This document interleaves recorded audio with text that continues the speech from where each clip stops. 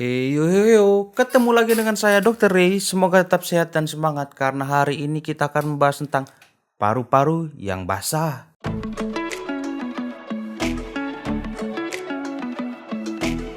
Telapak tangan yang basah itu bukan tanda-tanda paru-paru basah, tetapi itu namanya hiperhidrosis, keringat yang berlebihan dan pengeluaran cairan yang berlebihan pula. Sehingga gampang sekali pencegahannya. Minum yang banyak. Lagian paru-paru itu memang harus basah supaya lancar kerjaannya. Semua organ kita adalah organ yang basah. Tubuh kita 70%-nya adalah cairan. Air itu harus ada dalam paru-paru, di jaringannya atau di selaputnya, supaya waktu dia menangkap udara, waktu dia mengembang, dia tidak tertahan, licin supaya dia mengembang sempurna. Coba kita lihat dulu gambar di bawah ini tentang paru-paru. Ini adalah bulatan-bulatan kecil yang disebut alveolus, tempat oksigen diserap oleh darah. Di alveolus, di kantong udara ini tidak boleh ada air karena akan mengganggu penyerapan oksigen.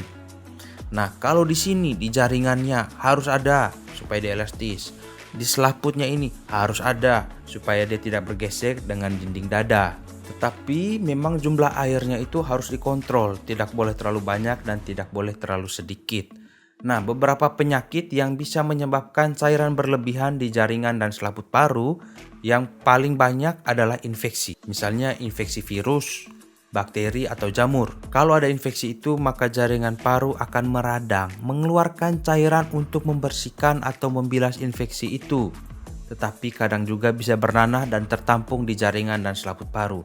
Itu yang buat kita sesak. Bisa juga karena demam berdarah. Karena saat demam berdarah, maka cairan dari pembuluh darah akan bocor ke jaringan. Jaringannya bisa jaringan paru atau selaput di antara paru dan dinding dada. Kalau misalnya cairan ini sudah banyak, maka paru-paru bisa banjir. Saat banjir, itulah saatnya kita sesak. Bisa juga karena gagal jantung. Saat jantung gagal memompa darah keluar dari jantung, maka cairan itu akan tertimbun di belakang jantung, yaitu organ paling dekat adalah paru-paru. Sehingga darah yang banyak di pembuluh darah paru-paru akan membocorkan cairan-cairannya di sekitar paru-paru. Dan banyak orang yang gagal jantung disertai dengan keluhan sesak. So, jangan lagi bilang kalau tangan basah itu adalah paru-paru basah. Jadi tidak semudah itu. Sehingga kalau kita sudah rasa batuk, demam, sesak, segeralah ke dokter supaya kita periksa sebenarnya penyebabnya ini apa. Oke, itu saja pembahasan kita soal paru-paru basah yang ternyata sangat banyak ini.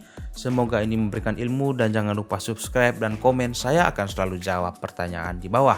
Dan jangan lupa, tetap sehat, tetap semangat.